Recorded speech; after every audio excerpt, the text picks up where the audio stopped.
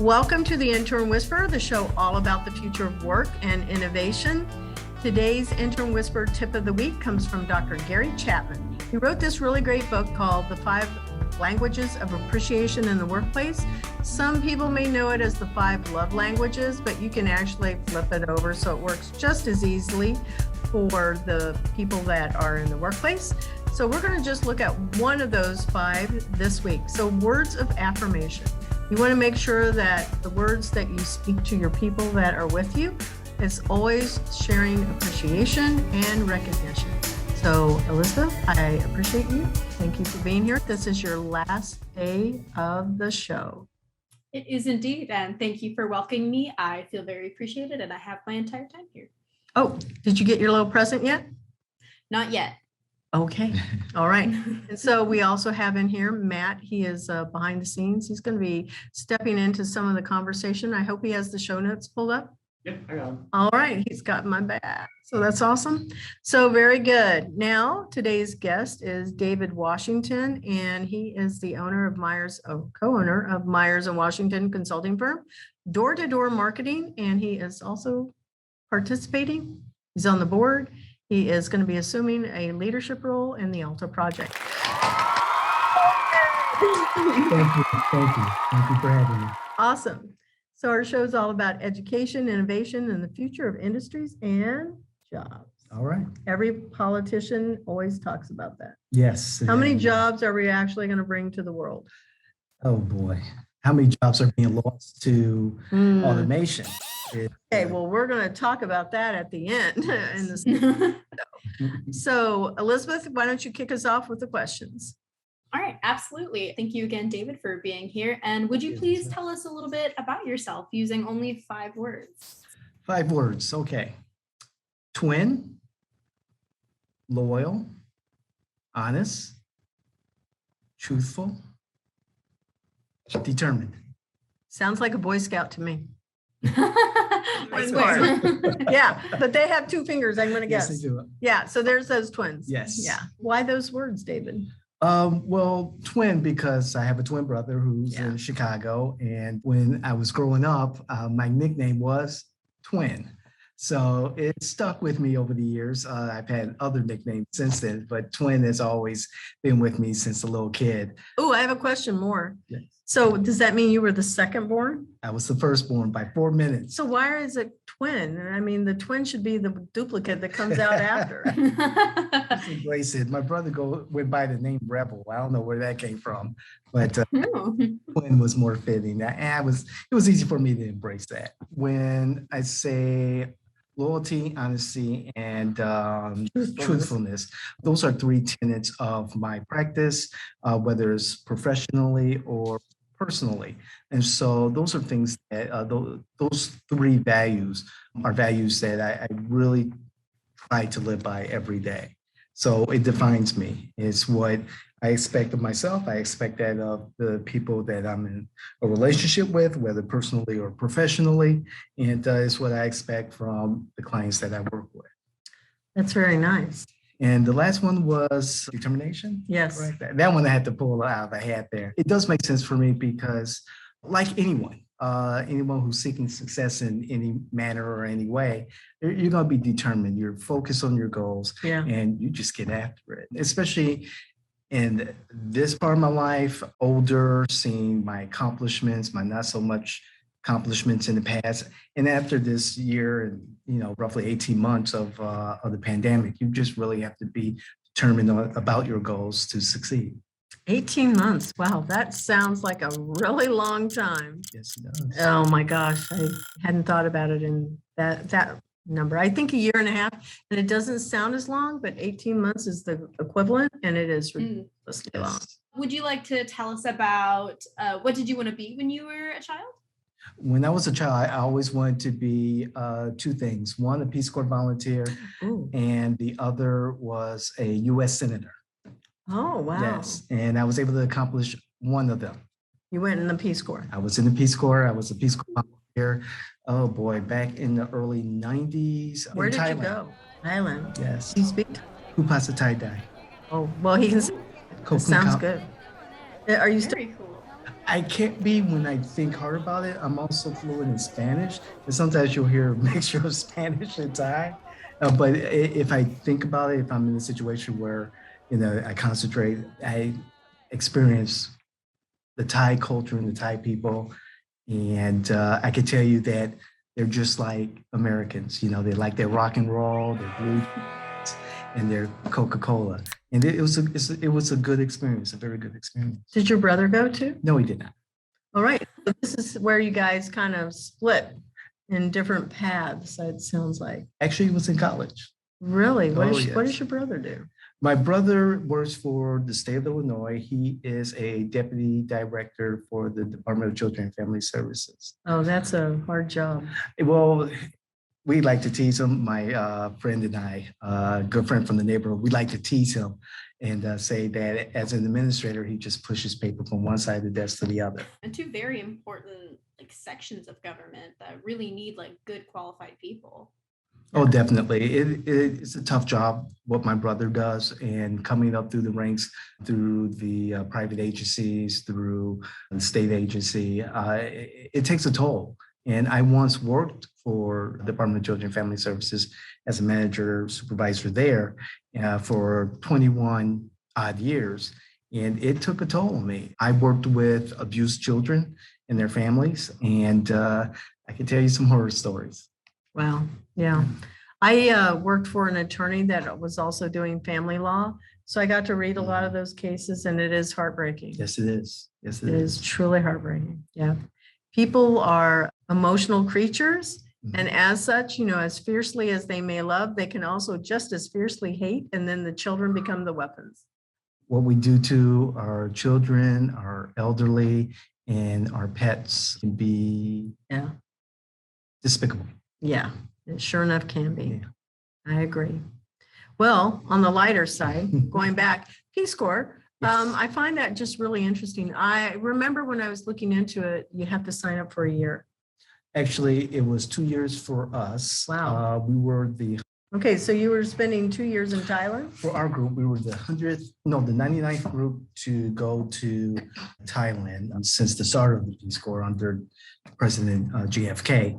And it was a 2-year commitment. A lot of us didn't make it through training. A lot of us didn't make it through 6 months. I made it through a year, and then I became violently sick. Oh, wow. With a terrible case of gastritis. And after that, I spent about a week in the hospital, in the Thai hospital in Bangkok. And I just didn't have have the feeling anymore that I belonged there. Oh. And so after about a year, I came back to the States. But the year that I did stay there, it was great. It was a great experience. It was hard, but I learned a lot about myself and what I could achieve. Well, so where did you go to school? All of that fun stuff. What was your major? How did you get into politics? Well, in kind of reference back to where my brother and I kind of went our separate ways throughout our whole life. Our parents, my mom would dress us up alike, and we were always there's Frick and Frack, Doug and David and Doug. And so in college, we both attended Lake Forest College in Lake Forest, Illinois. And I actually chose Lake Forest because I thought it was a beautiful campus.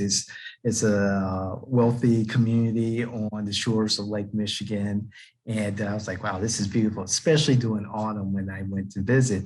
And so, of course, you get the package deal. You send both kids to the school, you get a discount in the tuition, scholarships. So we both attended Lake Forest College. I ended up leaving after my freshman year. My brother ended up graduating from Lake Forest College with a degree in psychology. I came back home, went to school at one of our local universities, Chicago State University. And I spent a lot of time while at home at school, out on the streets, in clubs, museums, galleries, places where I can learn outside of the classroom. And I learned a great deal, again, about, the people around me, the people I want to be around. I learned a lot about what I could achieve by going to school and going to school in the streets. I graduated a year early than my brother, and then went to the Peace Corps. I graduated with a degree in liberal arts with a minor in international relations and Spanish. But during that time, I was in school. I had an internship with a state representative on the southeast side of Chicago. His name is Clem Balinoff. And at this time, Chicago is known for its politics. And as I tell people, I learned politics the hard way. Politics is what's the saying? Now I can't remember the saying. It's a blood sport. In Chicago, politics is a blood sport. And at that time, Harold Washington, the first Black mayor of Chicago, was the mayor of Chicago. And there were certain Democrats who had turned Republican who fought Harold Washington every step of the way. Clem Balinoff was a Democrat in the shape of a former communist. I mean, he really believed in a lot of the socialist communist theory, but he was a Democrat, moderated as he got older. And his family, the Balinoffs, were friends with Harold Washington, and the family that fought Harold Washington were the Verdoliaks, Eddie Verdoliak to be exact.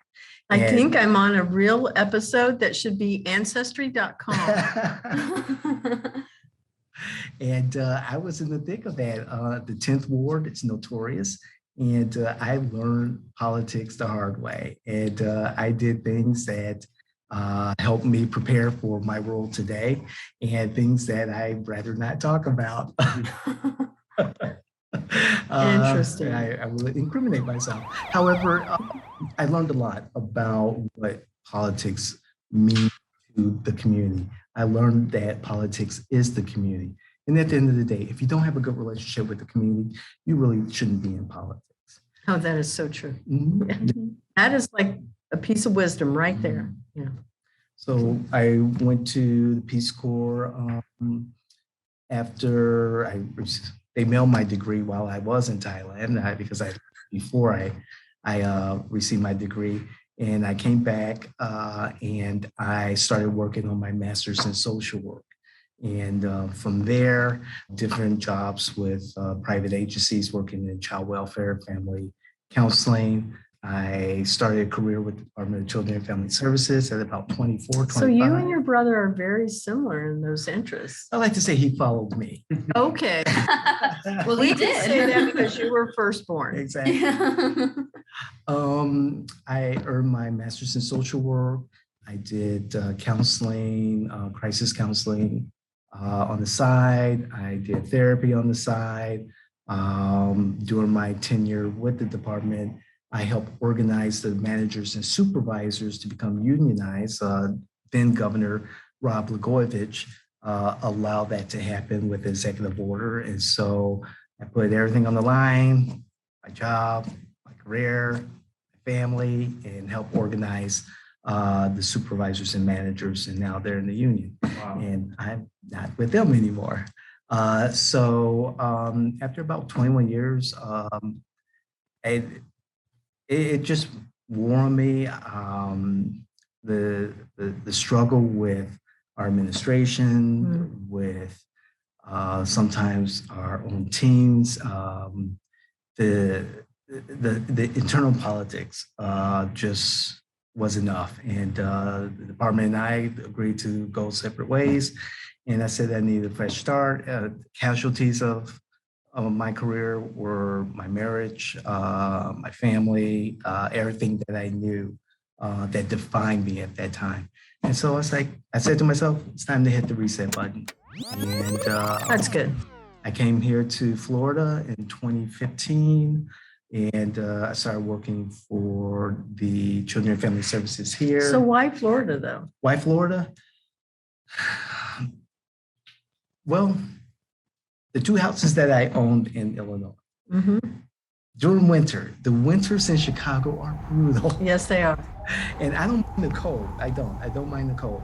It is the snow that, and I just had enough. I was seeing someone at the time, my marriage had already dissolved. I was seeing someone at the time. She suggested that go to Florida and she'll meet me there. It's like, okay, I'll go to Florida.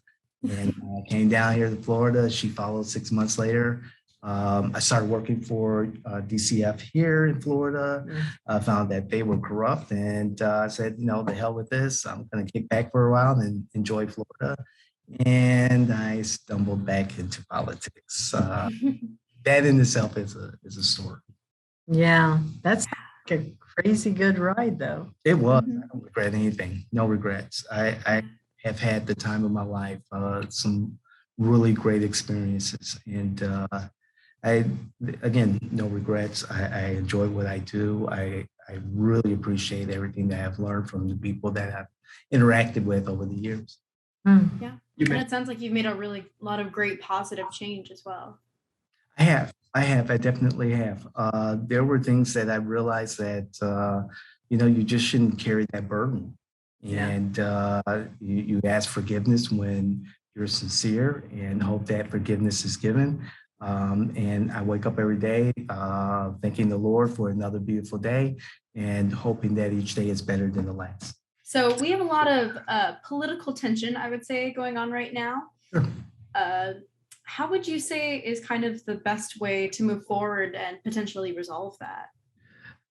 It'll never be resolved, first of all. There will always be some type of political tension, whether it's, you get it from one end of the political spectrum or the other. Second, you always want to look at the facts. And a lot of times, especially in this political world, you want to seek out the facts yourself. And so, of course, the internet's a great place for facts. What we think is facts. There's also fake truth. There is fake truth. Yes, there is. There is misinformation. However, again, you go back to the responsibility you have to determine what the truth is. And so we do have warring factions trying to secure political power. My advice and what I've come to practice very recently is that I try to look for the middle ground. I try to look for solutions that benefit our communities as a whole, benefit as many of our members of our communities as possible. We're not going to save everyone. I learned that very, very early in my career working for Children and Family Services. There are going to be some people, some children, unfortunately, who are going to fall between the cracks. And that's unfortunate. However, that's the reality. And if I hold on to that, I'm going to find myself in the hospital, every 6 to 8 months. And I don't want to do that again. And with politics, there are some things that that I know, okay, this is crap. And then there are some things that I know that, okay, they're pandering. And a good portion of the time, it's one of the two. However, in that moment, sometimes you'll find the truth. And that's what you embrace. Beautiful. Thank you. Yeah. First paying job, what was it? First paying job was my summer year before the summer before my freshman year. Okay. At Lake Forest College. My brother and I had opportunity to work at the college in general maintenance and everything. And so we were there, 17-year-olds on our own for the first time on college campus. Sounds like trouble. It was trouble. It sounds like fun. Oh, it was a lot of fun. Oh my goodness. It was a lot of fun. It was a lot of trouble. And we earned, some decent money working for the college and, just, doing maintenance stuff, falling asleep on top of big boilers that heated the whole campus. That was a Okay, so what was the fun part? Because so far I haven't heard anything that sounds like fun. Part was that we were able to meet all the upperclassmen before the freshman class came. Okay. And we were acclimated to the whole college scene before everyone else. So when all of our freshman peers started coming to school, our room was already decked out, and we were the place to be. We were ultra popular, and being twins, that was just incredible. 3 companies. Tell us about your 3 companies. Okay, so my 3 companies, let's start with Meyers Washington. When I left DCF here in Orange County and just kind of taking in Florida, I was with my brother who was visiting at a one of those coffee trucks, food trucks on Parr Street. And he's a big coffee aficionado or whatever they call themselves. I said, "Oh, Doug, you got to try this coffee." And so we went there, and I had my first mocha latte or whatever you want to call it. And I'm just sitting there enjoying it, and my brother strikes up a conversation with this blonde, and I'm like, "Okay, here he goes flirting." And they get into a conversation about politics, and I'm like, "Oh, my brother's way out of his league here." And all of a sudden, I hear my brother volunteering me to help Wendy is her name, Wendy's friend in her campaign. And I'm like, I don't want to go back to politics. I walked away, some years ago. I'm tired. And Wendy persuaded me to help her candidate. It was then candidate Emily Bonilla, who was running for Orange County Commissioner District 5. And I said, I'm not doing anything. I can learn a little bit more about Orange County. And I decided to go ahead and introduce myself to Emily and her husband, Mel. And I said, "You don't know me. I don't know you. However, I know how to win campaigns. I've done it in Illinois. I can help you." And, all I ask is that we communicate, have open communication. And don't pay me. I will prove myself to you. Just pay for my dinner. And so I ran the campaign. Okay, so dinner can be like really, really expensive and really good food. That sounds like lobster every night to me. Yes, it is. Well, maybe not lobster, but definitely really high-end crab. Oh, yeah. Lobster, steak. Oh, yeah. I eat well one night. Yeah, yeah. And it was just before the August primary. I reorganized their communications in their field operations. Emily was able to make a runoff with the incumbent, a well-entrenched Republican by the name of Ted Edwards, who was the sitting commissioner and had been the previous sitting commissioner years ago. And so I said, between August and November, which was the general election, we need to focus on where your votes are. Oh, yeah. And that's what we did, despite seeing Ted Edwards signs all over, literally all over the district and sometimes out of the district. I wasn't deterred. Signs don't vote, people do. And so I determined which precinct was likely to lead the trend of the district as far as the votes. So if a specific precinct was going to have 80% turnout, there was a good chance that the district will also have 75 to 80% turnout. And that if that precinct, which was predominantly Democrat, was going to meet those turnout numbers, my candidate would win. So the Saturday before the election, I was just leaving my class for project management. And I get a call from Emily and her husband say, "Hey, David, you got to come down to the local library and wave signs." And I said, I would love to. It's been a long day. I've been in class for 8 hours and we won. They're like, "What do you mean we won?" We won. Haven't you seen the numbers? This precinct, like I told you, has X amount of turnout of the voters that need to turn out. We won. They're like, "You're kidding." I was like, "We won." And like, "No, David, just come on down." It's like, something, I'm going to bed. I'll see you on election day. The rest is history. Now Commissioner Bonilla has won her second term. So she'll be in for 8 years as county commissioner. After that first win in November 2016, I decided to open my own consulting firm. First, it was going to be Washington Consulting. However, the attorney that we ran our campaign office out of, Steve Meyers, saw what I did on the campaign, was impressed and said, "Hey, I want to partner with you. I'm like, hey, why not? Lawyers have deep pockets. Why not? Let's join up. But what Steve brought to the picture was trial advocacy. He brought the use of focus groups to what we do. And also he brought client preparation to what we do. I think he also brings the element of law, which I think is supposed to be about justice, and also truth. So hopefully that is some other qualities that came in there. Yes, indeed. Yes, indeed. He demonstrated that too in future campaigns. So we formed Meyers in Washington back in November of 2016. And since then, we've had a number of victories.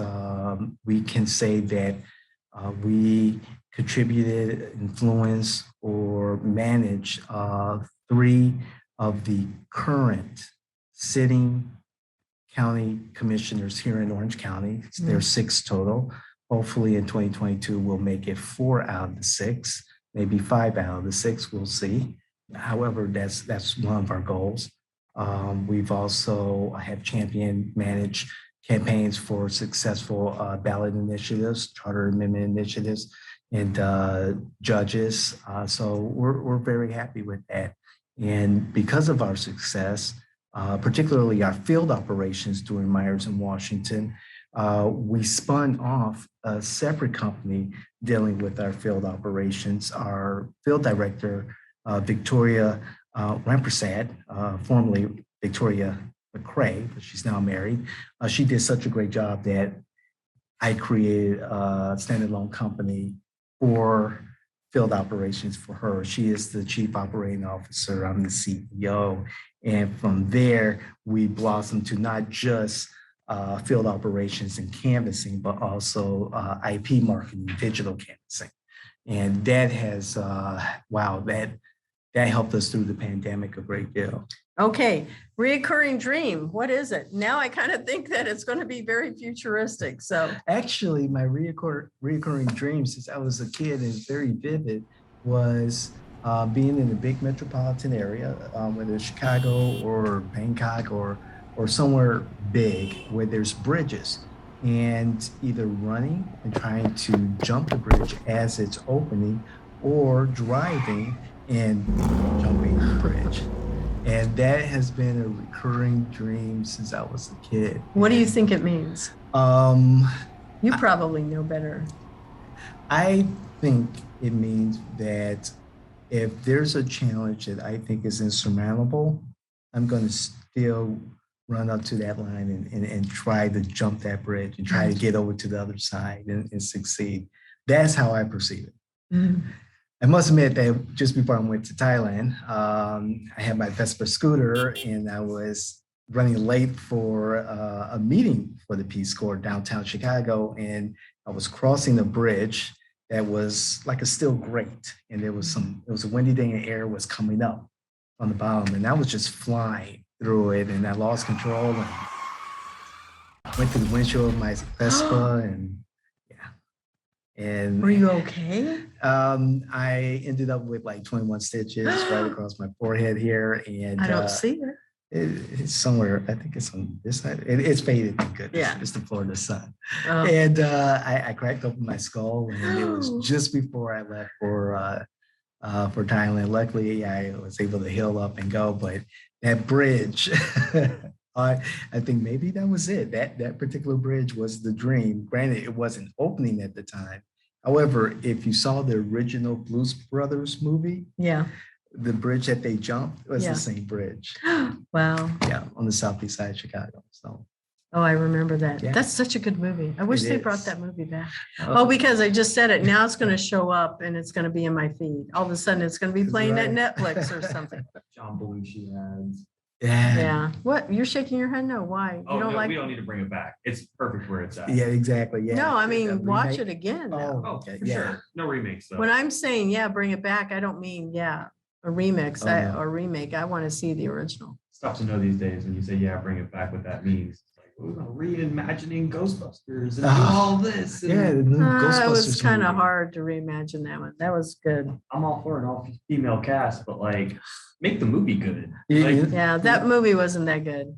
They're making another one, you know. yeah. With all women again? No, this one's Paul Rudd and Finn from Stranger Things. Strange Things. Wolfhard. Finn Wolfhard. Yes, Yeah. yes. It looks pretty good. Looks Yeah. scary.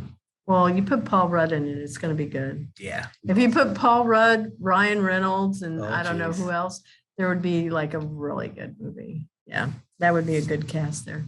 All right. Well, that's interesting. Okay, so who is the most influential person in your life and why?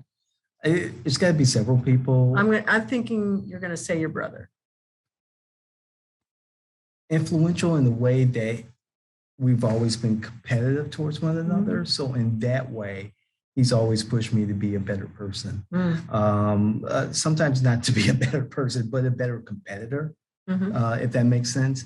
Some of my heroes that have influenced my life, my parents, especially now that I've gotten older. I'm in my early 50s, and I realize, the lessons that my parents taught me, and benefiting from those lessons now. And my dad passed away roughly 8 years ago, and it's not a day doesn't pass that I talk to him. I say, thank you. I get it now. And Mhm. my mom is, still alive, and she's enjoying life, and talk to her almost every day by text. Frida Kahlo, the Mexican artist, her paintings, her truth, her reality in her paintings really inspired me, and inspired me to see disasters, see near fatal events in our lives, opportunity to be better and to be creative. Let's see, there is, I have some musical influences, Beck, Simple Minds. Shaking his head. He likes your artists. Thank you. Let's see, artists, other artists or authors like James Baldwin, Sidney Poitier. There's so many influences in my life. And then it comes to the everyday people that I come in interaction with, who inspire me in one way or another. If I come in contact with anyone, I truly believe that I'm going to learn something more about the world around me. Anyway, you can learn a lot, whether it's a plant, an animal, a person, Correct. any of those things. Really good stuff here. All right, your house is burning. You can only rescue 3 things. Forget the fact that you were previously married and you would want to take the whole house. The whole house could be the thing. No more houses. You're taking everything in that house. That becomes one thing. Having the house is so much work. 3 Yeah. things. Yeah. My clothes. That's a lot of clothes. You're a good dresser. Thank you. Yeah, you really are GQ. He dresses really, really well. There are some staples that I have that I just had to have. Is that in a to-go bag? Because remember, you're not picking up the whole Yes. closet. Yes. Okay. Yes. So the go bag. Okay. My laptop, because I presume I already have my phone in my pocket. So Well, what if it's the middle of the night? You don't have your phone in your pocket. it's right there next to me on the pillow. That's a So bad habit. phone, you're going to take your phone and then your laptop and your clothes. Yes. What about money? Hello. No, I rarely carry money. I use, See, my cards are in the back of my phone, so I would have it. see, my cards are in my phone. Okay, well, you one up me. Yeah. I, All right. I look, the neighborhoods I used to, well, even here in Florida, I find myself all over Central Florida. And so sometimes I don't know what neighborhood I'm in. So it's just easier for me to, have my digital Directions. card and not have any cash or anything. And now carry a credit card, I go to, just in case. But if I can pay with my phone, I'll pay with my phone or my watch. Very. All right. He's got a handy little iWatch on there, whatever it's called. It's a fossil. Fossil. I'm not a big fan of Nice Apple. brand. Yeah. What are you most proud of? I don't know if we covered that one. I think I skipped that one. Oh, no. Yeah, we skipped that one. What am I most proud of? My 3 sons. You have kids? I have 3 boys. My oldest just turned 21 on Saturday. That's Justin. My middle son, he is 16. He'll turn 17 in February. His name is Joshua. And my youngest is Jonathan, and he will turn 11 in March of next year. So what was the first one's name then? Justin. Jay's. Got the J thing going on. They can thank their mother for that. They have my father's last name, Washington, and I got to choose the middle names, except for the youngest one. Okay, so you'll like this little thing too. So my grandparents on my mom's side are Jim and Justine. Yeah. They get married. They have 2 kids. My mom is Judy. My uncle is Jan. My mom marries Jack. My mom and dad, Jack and Judy, have 3 kids. Joni, that's really my first name. I do not want to be called Joni. I prefer Isabella. If you call me Joni, then you're either my dad, my brother, or you don't know me. So you're just finding it on something that was online. So there's Joni, Jay, and Josh. Josh is my other brother's name. Okay. My brother Jay gets married. Now he No, married somebody that broke tradition of Jay, okay. but they have 3 kids, Jacqueline and Jennifer. And then both of those girls have kids and they've named their kids with the J names. Now my brother, my uncle Jan, he marries Lucy. And they have kids together. It's Jimmy and Jennifer. So this whole little J thing on the org chart is like all over the place. And I just went, this is crazy. Oh, mercy. And so that's why I go, no, I'm not going by, Joni, nothing. So Isabella, that's the name. And so then I know where it is. Now, if I get in trouble, the parent is always going to say, Jody, blah, blah, blah, blah, blah. Right. Johnson, get over here right now. We want to talk to you. So I can identify with the J thing. Oh, yes. Maybe we're really related because I'm from Kansas. I don't know. It's not too far away from Illinois. It's not. It's just a hop and a skip. Yes. All right. Hamburger or veggie burger? Hamburger. Why? Well, I lived not too far away from a McDonald's growing up, and Fridays were like McDonald's. Always look forward to it. And, as I got older and moved away from, eating McDonald's, it's rare that I go there now, but hamburgers, kind of bring back that feel good feeling, after, school and, it's Friday and, get hamburger and fries and a drink and sit, in front of the TV with my parents and watch Dallas. It was on Friday nights on CBS. I do remember that. Do you know this show? Never watched that. Okay. Do you know the show though? Okay. So see, forget the fact that you never watched it. I just didn't know if you ever heard of it. Okay. Yes. Yeah. That was a ritual. Yeah. Good times. All right. And last question, then we're going to take a moment for a break. Does life exist on other planets? Yes. Ooh, why? That was a very speedy. I didn't even get to finish the question. Oh, I'm sorry. Okay, that's okay. But why? Why do you say yes? I feel that, there has to be intelligent, life forms out there, and maybe even just common or simple, not so complex, intelligent life forms on other, planets and other universes. And here I go into my whole, multiverse kind of spiel. I mean, I do believe that, there are different multiverses or different. It's like Men in Black. Men in Black and any Marvel movie just about Oh my coming God, out yeah. now. Pick Yes. it. Well, I really think it's like Men in Black. So, Rodman, oh yeah, he's really from whatever Yes, planet. yes, I I just sit here remember and go, that is probably what it is really, really like. You open up the locker, blah, blah, blah. It's like, Yes. Oh, yeah. So I funny. do believe that. Yeah. all right. So we're going to take a few moments to just acknowledge our sponsor, Cat 5 Studios.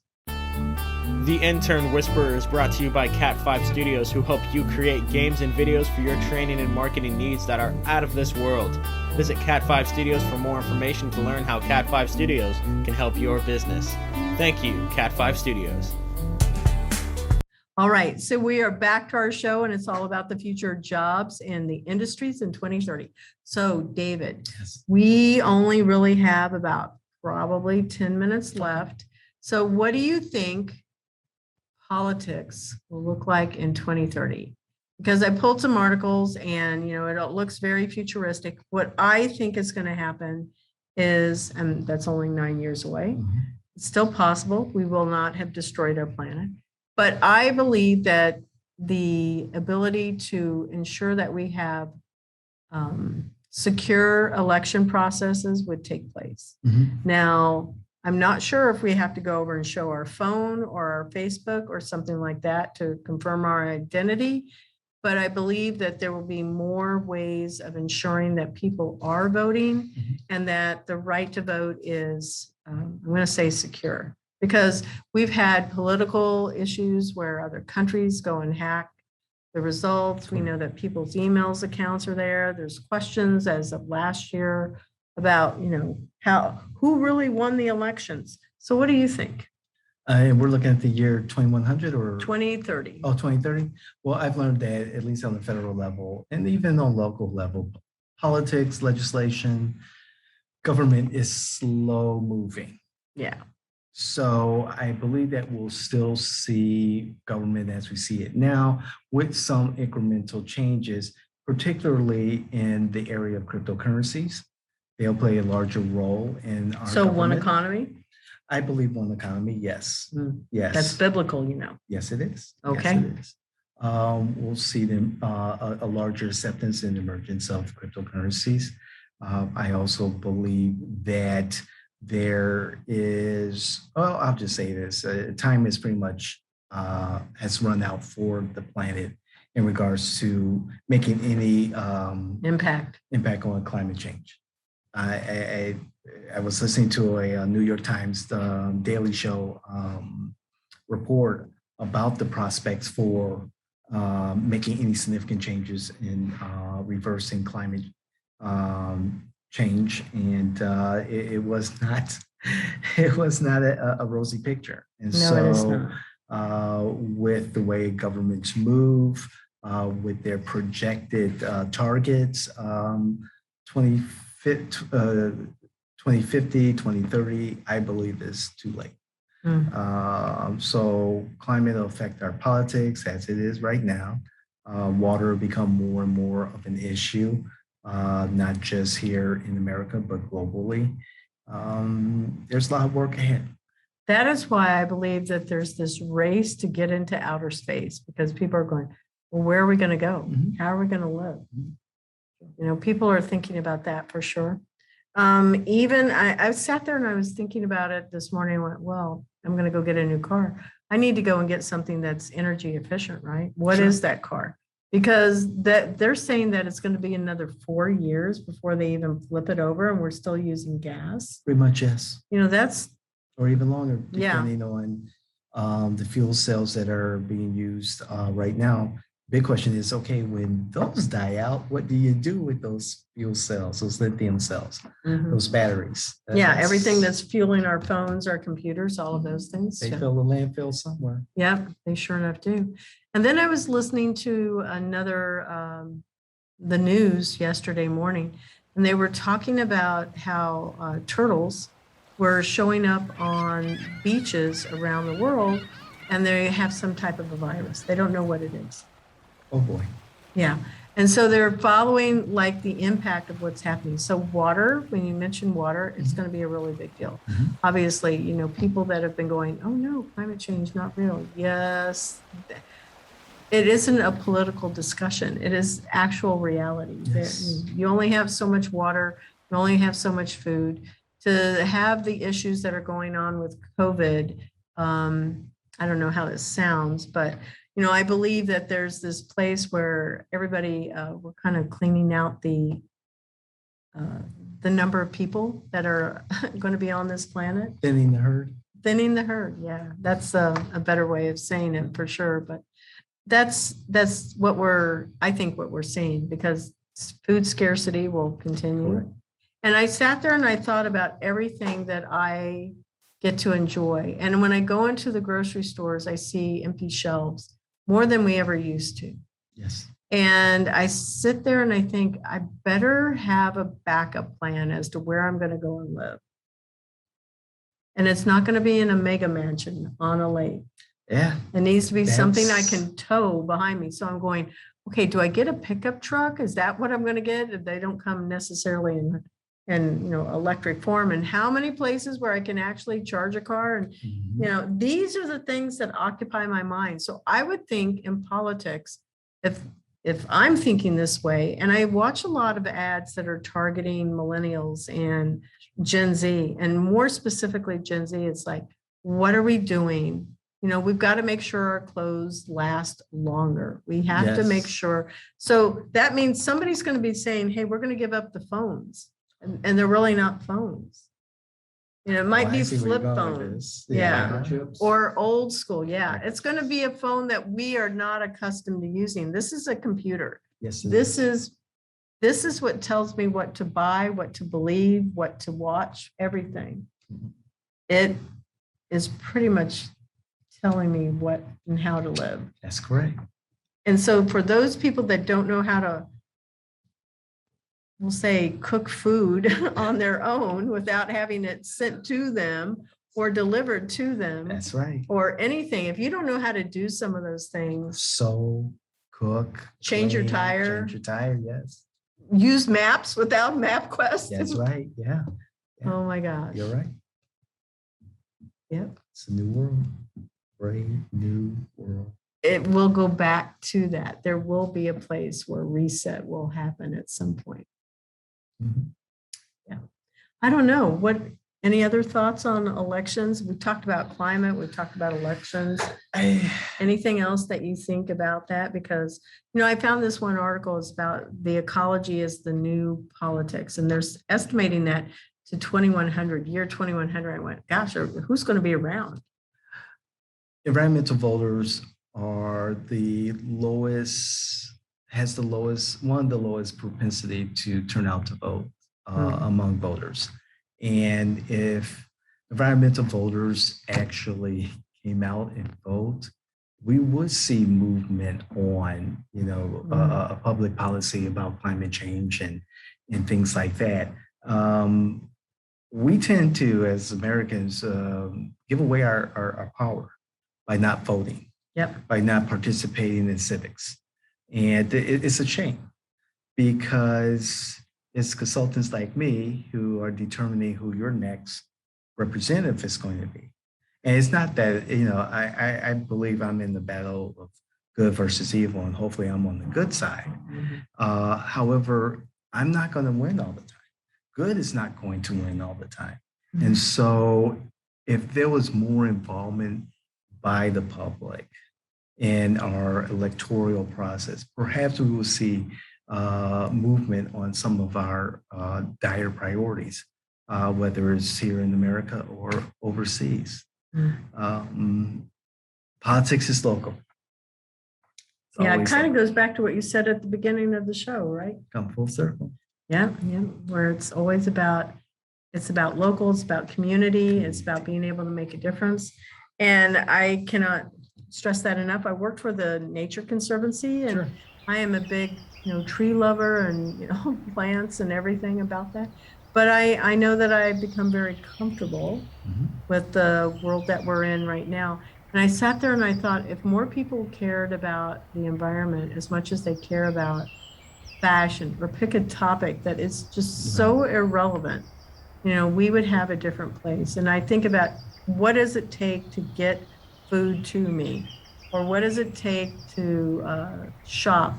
And I use these products that are put out by Grove. Yes. Mhm. And so they're eliminating plastic. They are eliminating as much as possible. So my soap is sent to me in a box. It's like very limited packaging that's on there, things that are biodegradable. And I was talking with somebody else that's from Orlando, and they said, we really don't recycle. Yeah. So what the heck? Why do I have recycling bins and give the illusion of we're recycling? I feel like I'm doing something good, but it really doesn't matter. And what's even worse is that if you do live in Orlando and if you voted in the last mayoral election back in 2019, if you voted, you were only 18% of the eligible voters who voted on that day. Only 18% of eligible voters voted in the Orlando mayoral election. That is so sad. And so a good portion of those people voted for the other people.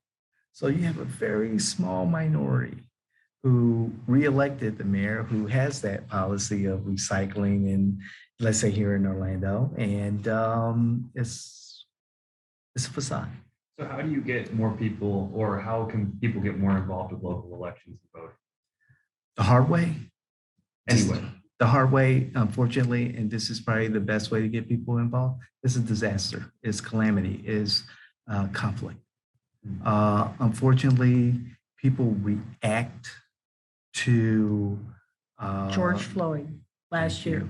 Thank you. And then everything else that came out of it, COVID and having to wear masks. Exactly. Food scarcity, toilet paper, just pick it. I mean, the year, 18 months has been the place of like, wake up people. Right. Unfortunately, some type of drama drives people to action. And when there is no drama, people are comfortable. I don't like to be comfortable.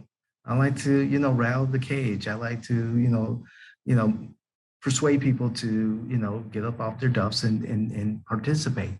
But unfortunately, it takes some type of event, an unfortunate event sometimes, to rally people to realize, oh my God, this is what is at stake. So where can people go right now to participate in local elections and to get involved with that? There's local political parties if they feel safe in participating at the party level, whether it's the Republicans or the Democrats, or even Libertarians, Independent Party, Green Party. There are chapters. There's other organizations like the League of Women Voters that you can participate in. They're nonpartisan.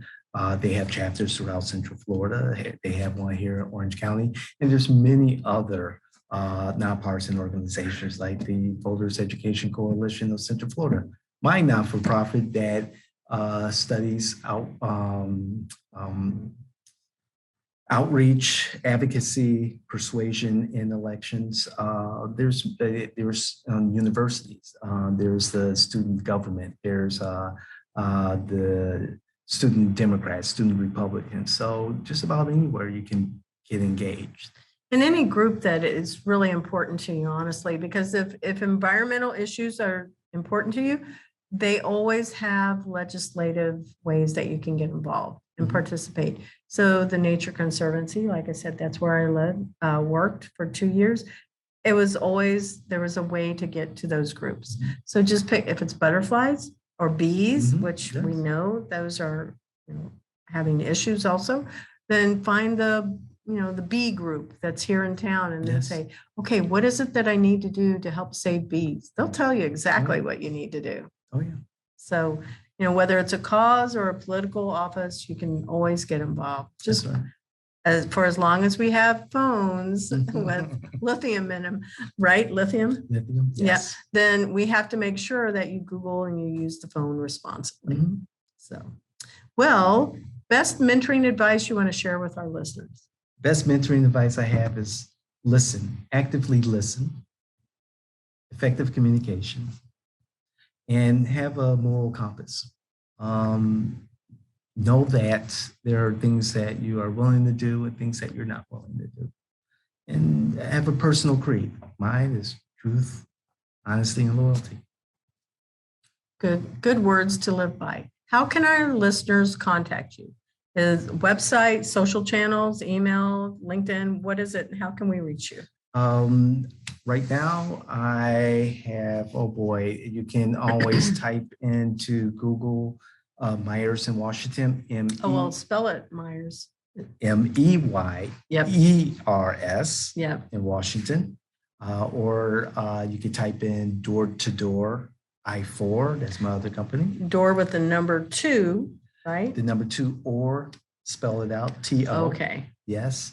We're on Facebook. We're on Twitter, LinkedIn. You can look me up, David Elliott Washington on LinkedIn. That's the best way of getting a hold of me. I'm also working with an organization called Bringing America Together Again. It's looking at working with the full spectrum of political affiliations and bringing the best candidates to the forefront and getting them elected and truly representing their communities, bringing America together again. The executive director is Joel Hawksley, and also the Alta Project with Orlando World Life Foundation, where I can be reached there also.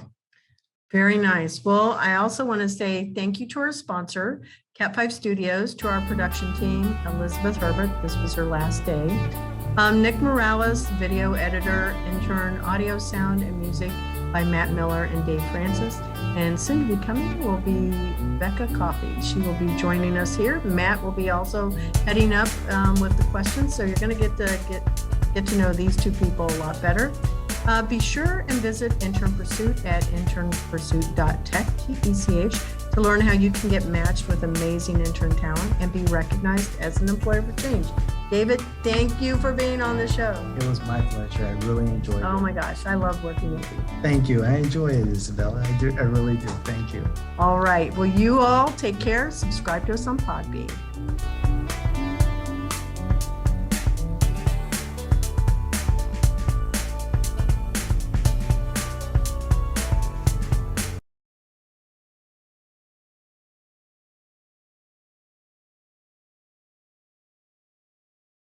Computer. All right, so here we are. Okay, I'm gonna just let Nick know he needs to make sure he doesn't start the music just yet. So Elizabeth, I appreciate you. Thank you for being here. This is your last day of the show. It is indeed, and thank you for welcoming me. I feel very appreciated, and I have my entire time here. Oh, did you get your little present yet? Not yet. Okay, all right. And so we also have in here Matt. He is behind the scenes. He's going to be stepping into some of the conversation. I hope he has the show notes pulled up. Yep, I got them. All right, he's got my back. So that's awesome. Since then, but Twin has always been with me since a little kid. Oh, I have a question more. Yes. So does that mean you were the second born? I was the firstborn by 4 minutes. So why is it twin? I mean, the twin should be the duplicate that comes out after. Just embrace it. My brother went by the name Rebel. I don't know where that came from, but Twin was more fitting. It was easy for me to embrace that. Okay, all right. Actually, it was 2 years for us. Wow. We were the. Am I back? Yes, you are. What happened? I honestly have no idea. We have our own Wi-Fi thing set up here, so it's supposed to be really good, but I guess it's not. Wow, that was crazy. Everything just went down. Like, Yeah. Nick, you are going to edit this out. Fortunately, you were like in the end of a sentence. So I don't think it's going to be hard to capture that, but I don't see you, Elizabeth, on camera. I did turn my camera off. I thought it might help. Oh, was it also the cat? And you frozen. I was thinking it was a cat. That's what I was Frozen. It says my internet connection is unstable. So maybe it's also something at mine. But what's really funny is your name is across the screen. It is gigantic. So let me see how I can, yeah. I'm not sure why. I feel like I've lost control of my my computer too. It is recording. It does say it's recording. I'm not sharing a screen. Typically, the recording, yeah, I'm just totally, I feel like I'm screen sharing even for some reason. Paranoia. We're back. Okay, so we were just finishing up. Nick, just in post edit, If you'll make sure that you get this response to 2 years in Thailand.